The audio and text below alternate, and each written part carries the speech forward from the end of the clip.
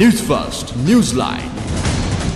The International Monetary Fund, in their governance diagnostic on Sri Lanka, has highlighted with severe concern the massive amount of corruption at various state institutions. Good evening and welcome. This is Newsline. Of course, this news is nothing new for us Sri Lankans.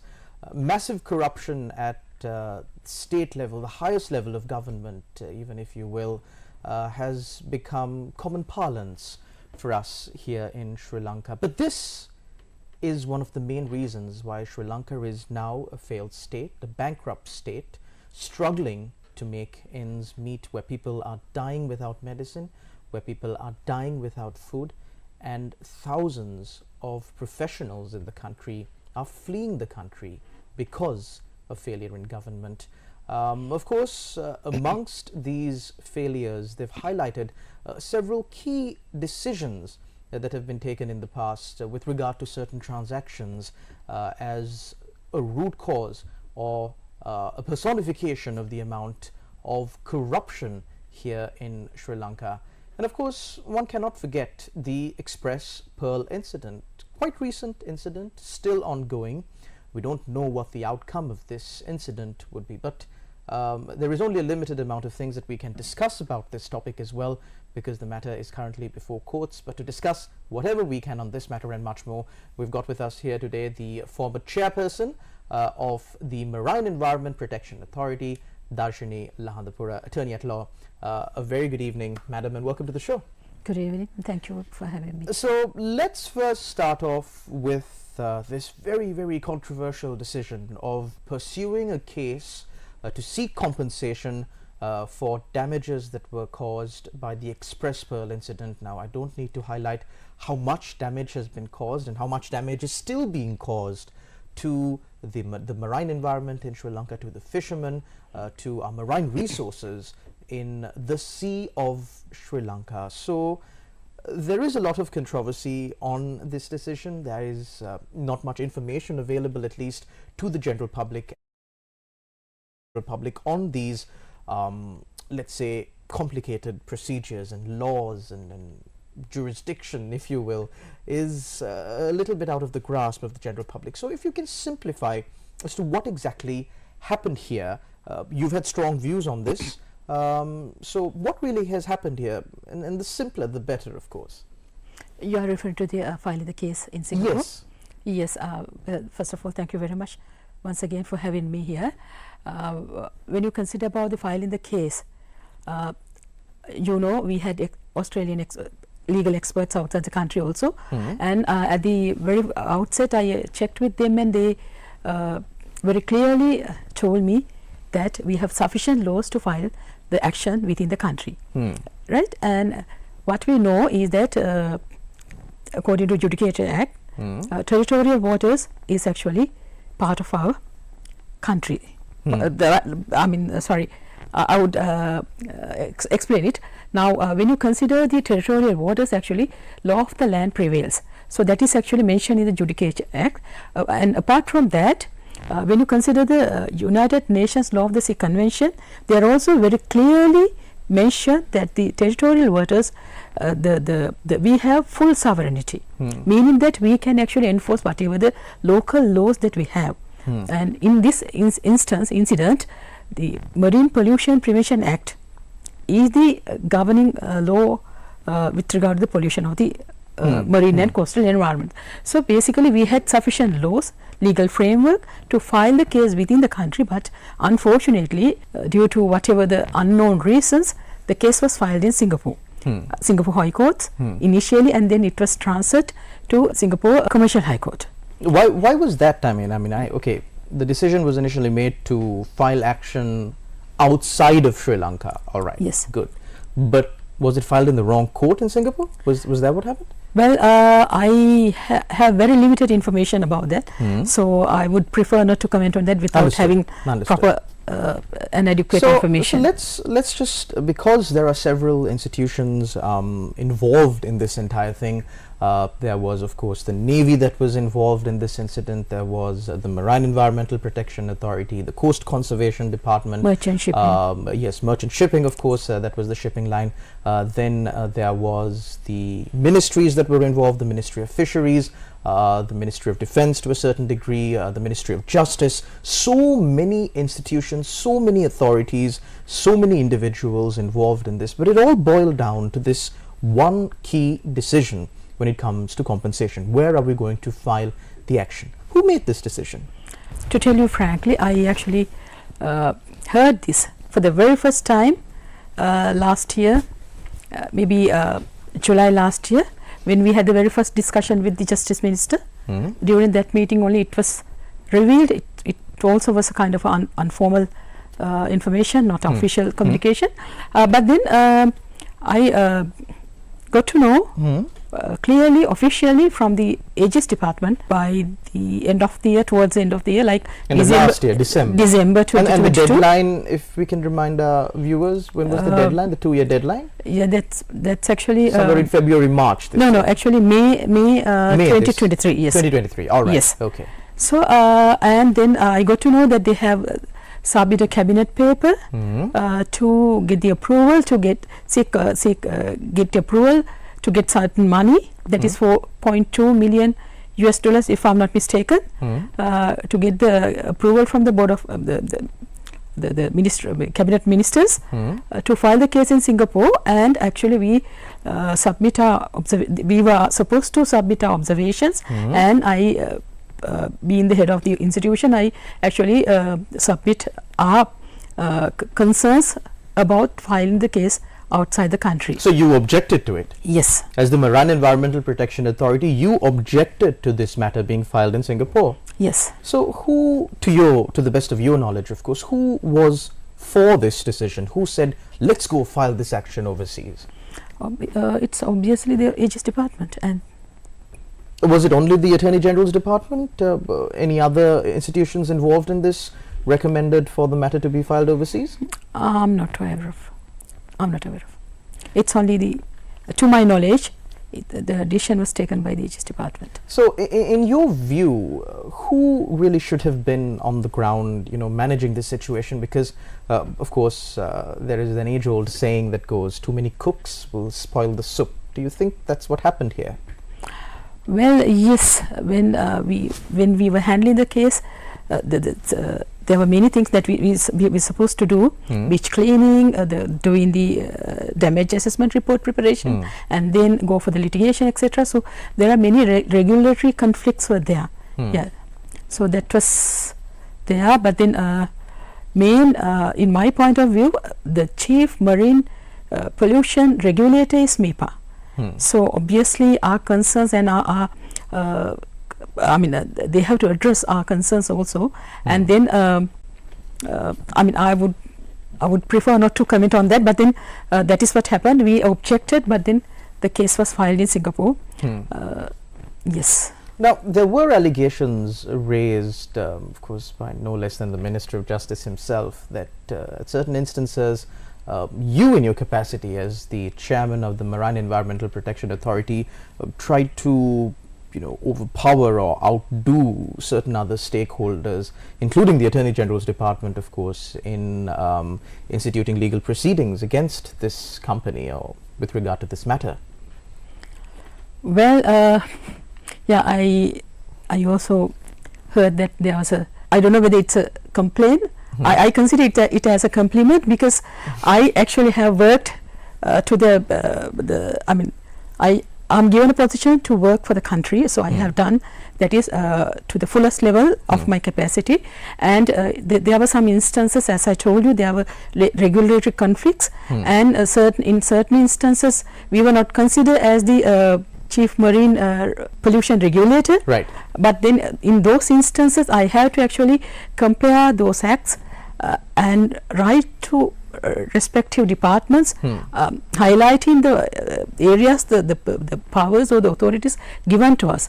Now Now, considering the wreck removal operation, we were told that we don't have power to inspect, but then I have to compare the Merchant Shipping Act and our Act and send a written communication, so that I was given the approval. Again, in one of the instances, I was asked to accept rupees, compensation in rupees. Instead of in dollars? In dollars, yes. Okay. After paying 2 installments. Then I refused. Because, I mean, if we who did the request come from, if you don't mind me actually, asking? well, it originally came from the shipper, rather from their solicitors, but then local stakeholders also was suggesting me to accept that. But so, and I think it's anyone's guess who this local stakeholder was. Yes. Or is.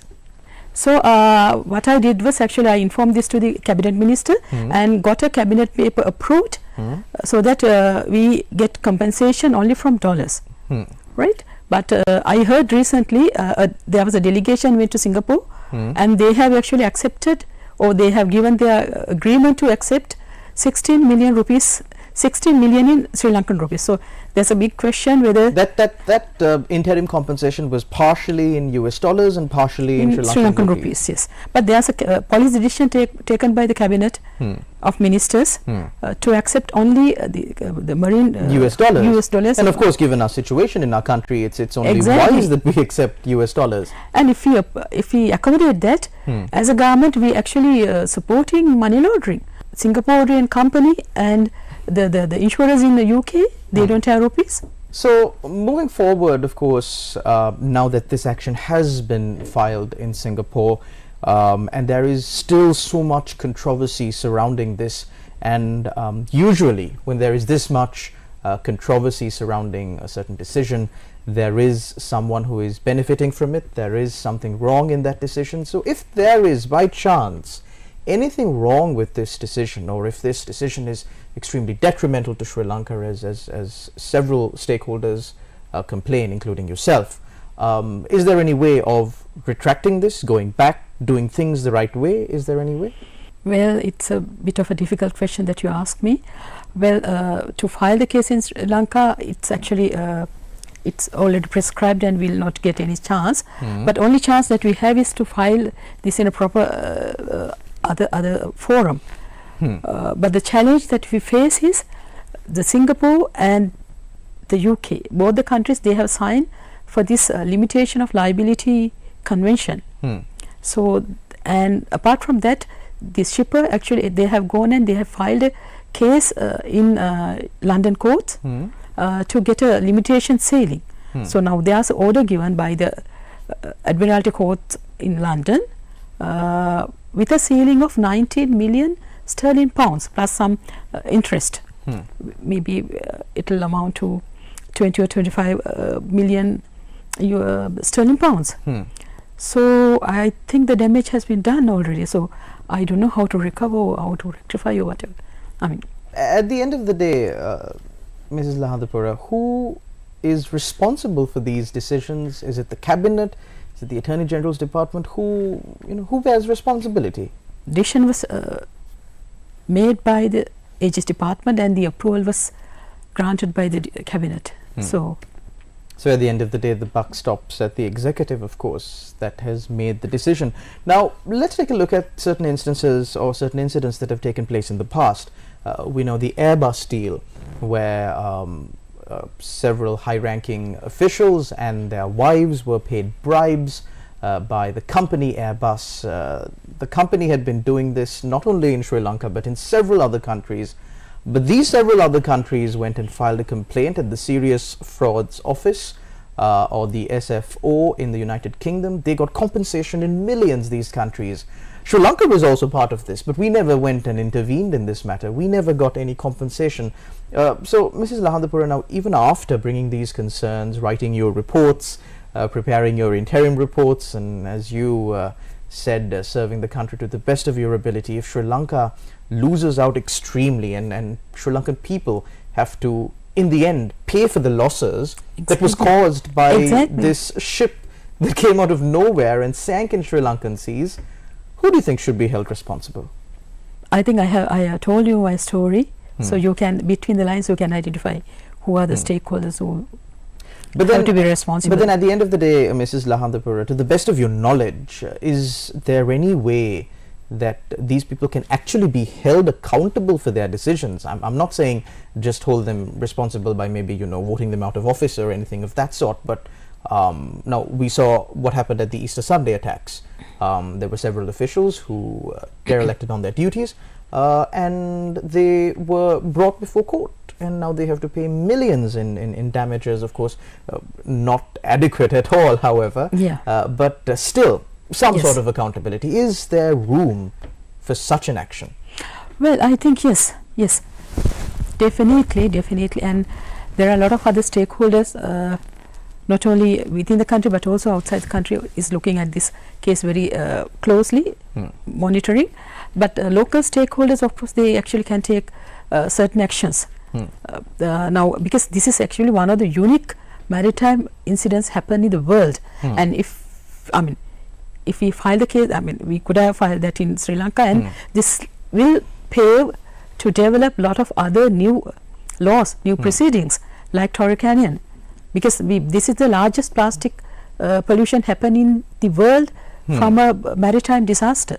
Right. So especially IMO, International Maritime Organization, they are monitoring this very closely, and recently, I actually, just after this incident, I submit a paper proposal to IMO to regulate transport shipping of plastic pollution.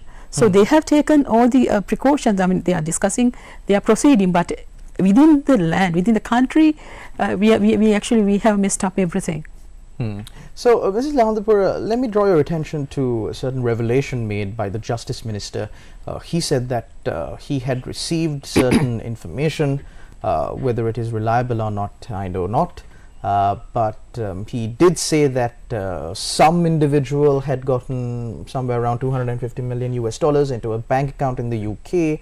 He even revealed details of this bank account. He also went to the Inspector General of Police and of course asked the Inspector General of Police to investigate this matter. How much knowledge do you have on this matter? I have no absolute zero knowledge on that, but what I feel is that if a bribe is given, it is to be given to a person who has the authority to take certain big decisions. So that I know. But I don't believe that a person has deposited this much of big money to a UK bank. So that part I don't believe. In common sense I don't believe that. But if it is paid, must have paid to a person who can take a authoritative decision. Mrs. Lahandapura, that's all I can say. Let me simplify a question to you. In your capacity as the chairman of the Marine Environment Protection Authority, you were extremely involved in this entire process, because this happened when you were the chairperson of the Marine Environmental Protection Authority. Do you believe that there was any foul play in everything that took place? In between the entire process, in certain instances I felt there are some fishy things happened, and did you bring these to the notice of the authorities? Well, during my tenure, whatever the things that I can do within that capacity, I have done. I have done that, and I have acted according to the authority given to me. And then there were instances that I felt doing the right thing. Also, we actually got penalized for doing the right things. That is what I felt. So, Mrs. Lahandapura, what's your relationship with this entire incident and the proceedings that are moving forward, of course, now that you have moved on from your position as chairman of MIPA? Are you still involved in this? What's your stake in this at the moment?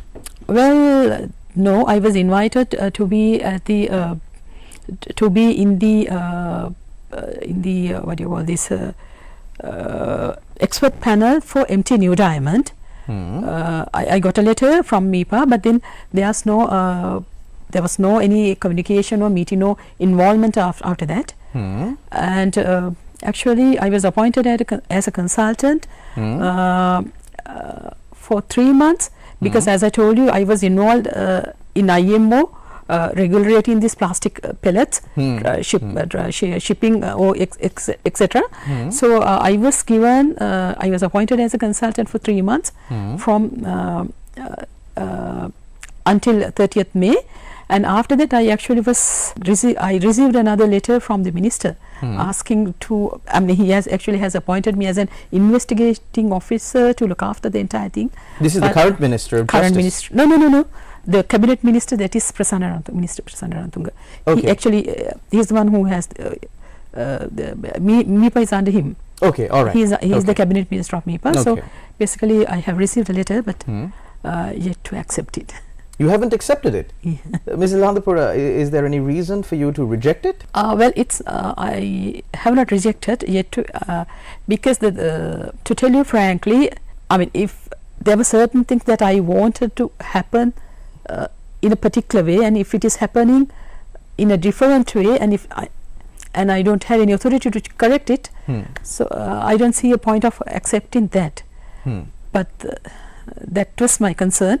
So, Mrs. Lahandapura, are you on the fence right now? Are you more inclined towards accepting it? Are you more inclined towards rejecting it? Where do you stand? Am I putting you in the spot, Mrs. Lahandapura? I think so, because well, I would like to support the country.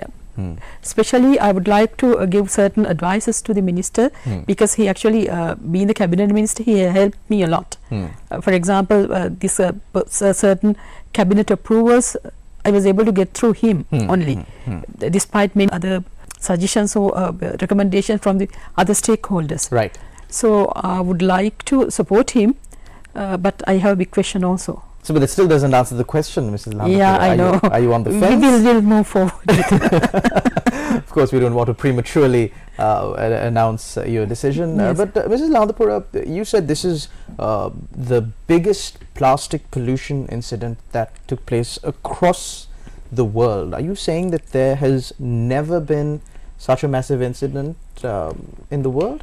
No, due to marine disaster. This is the largest microplastic pollution happened in the world. Now, there have been several reports that have been compiled, but I couldn't help but notice that all of these reports are interim reports. Yes. When is the final report due?